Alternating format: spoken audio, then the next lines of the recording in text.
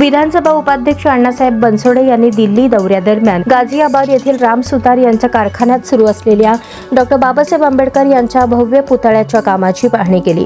मुंबईतील इंदू मिल येथे उभारल्या जाणाऱ्या या स्मारकाचे काम प्रगतीपथावर असून सुमारे 50 फूट काम पूर्ण झाले आहे. प्रकल्पाच्या खर्चात वाढ झाल्यामुळे शासनाने तफावत तातडीने देणे आवश्यक असल्याचे बनसोडे यांनी सांगितले.